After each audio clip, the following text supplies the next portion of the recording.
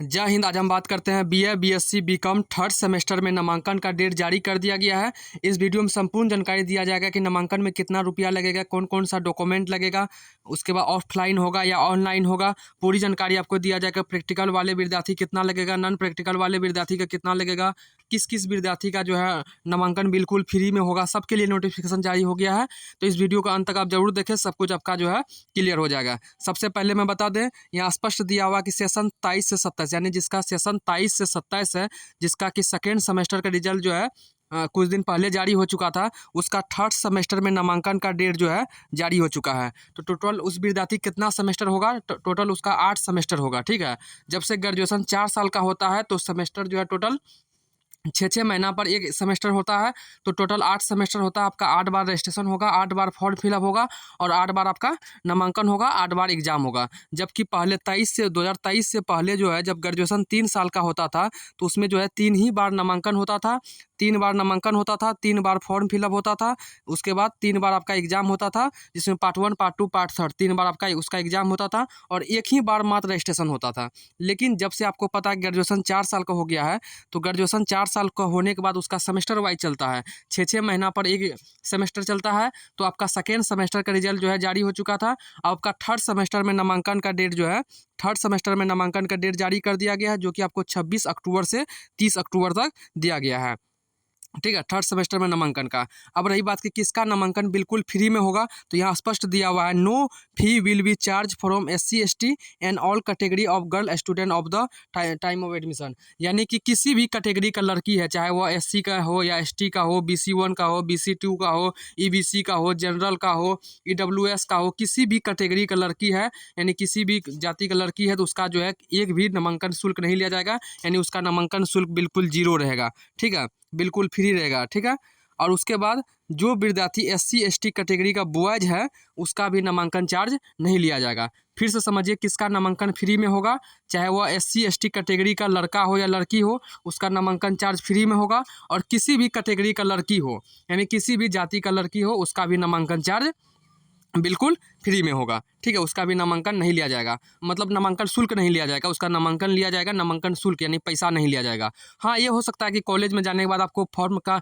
नामांकन फॉर्म के नाम पर आपको 100-200 लिया जा सकता है, नामांकन फॉर्म का चार्ज, वो अलग बात है। ठीक है, चलिए अगला नोटिफिकेशन, उसके बाद हम देखते हैं कि इसमें जो है कौन कौन सा डॉक्यूमेंट लगेगा।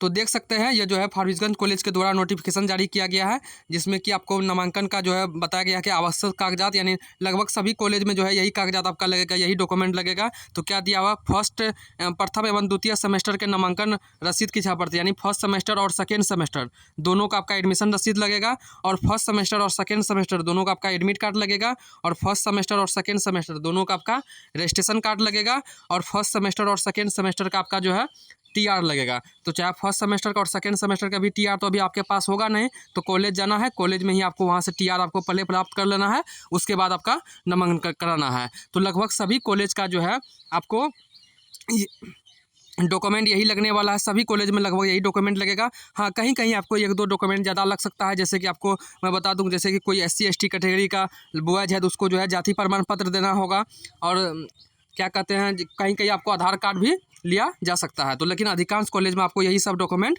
लगेगा। कहीं कहीं आपको जो SC ST कैटेगरी का लड़का है उसको जाति प्रमाण पत्र भी देना होगा और आधार कार्ड भी देना पड़ेगा। तो उसके बाद हम बताते हैं कितना रुपया लगेगा। तो देखिए, रुपया कितना लगेगा, रुपया में जो है ये देख सकते हैं, KB झा कॉलेज कटिहार के द्वारा ये नोटिफिकेशन जारी किया गया है। इसमें जो है बताया गया कि प्रायोगिक विषय यानी जिसका प्रैक्टिकल है उसका 2650 लगेगा। कितना लगेगा, 2605 लगेगा। किसका, जिसका कि प्रैक्टिकल है। और जिसका नॉन प्रैक्टिकल है, यानी कि जिसका कि प्रैक्टिकल नहीं है, यानी किसी सब्जेक्ट में उसका प्रैक्टिकल नहीं है, तो उसका जो है 2005 रुपया लिया जाएगा। ठीक है, तो सभी कॉलेज में लगभग इतना ही चार्ज रहता है। हाँ, कहीं कहीं 100-200 जो है कम बेसी रह सकता है, तो उसका तो पहले चार्ज लगेगा ही नहीं। किसी भी कैटेगरी की लड़की है उसका चार्ज लगेगा ही नहीं, और SC ST का बॉयज को भी चार्ज नहीं लगेगा। जिसका चार्ज लगेगा, मतलब किसका चार्ज लगेगा, जैसे मान लीजिए BC EBC का हो, जनरल का हो, लड़का है, तो उसका तो चार्ज लगेगा। तो कितना लगेगा, तो जिसका प्रायोगिक विषय है यानी प्रैक्टिकल सब्जेक्ट है तो 2605 लगेगा। जिसका नॉन प्रैक्टिकल है उसको 2005 रुपया लगेगा ठीक है। तो इसका भी देख सकते हैं कौन कौन सा डॉक्यूमेंट इसमें भी मांग किया गया है। तो वही मांग किया गया है प्रथम सेमेस्टर द्वितीय सेमेस्टर का प्रवेश पत्र यानी एडमिट कार्ड, और फर्स्ट सेमेस्टर सेकेंड सेमेस्टर का रजिस्ट्रेशन कार्ड, और फर्स्ट सेमेस्टर और सेकेंड सेमेस्टर का टीआर। उसके बाद नामांकन रसीद, फर्स्ट सेमेस्टर और सेकेंड सेमेस्टर का नामांकन रसीद, और एक पासपोर्ट साइज रंगीन फोटो। तो सभी कॉलेज का डॉक्यूमेंट यही रहेगा। हाँ, कहीं कहीं आपको जाति प्रमाण पत्र आधार कार्ड ले सकता है। ठीक है। अब रही बात कि नामांकन ऑनलाइन ही होगा या ऑफलाइन होगा। जैसे कि यह देख सकते हैं सभी कॉलेज आपका नामांकन के लिए जो है एक इस तरह का नोटिफिकेशन जारी करता है, जो कि मेरा टेलीग्राम ग्रुप और व्हाट्सएप ग्रुप में भेज दिया जाता है।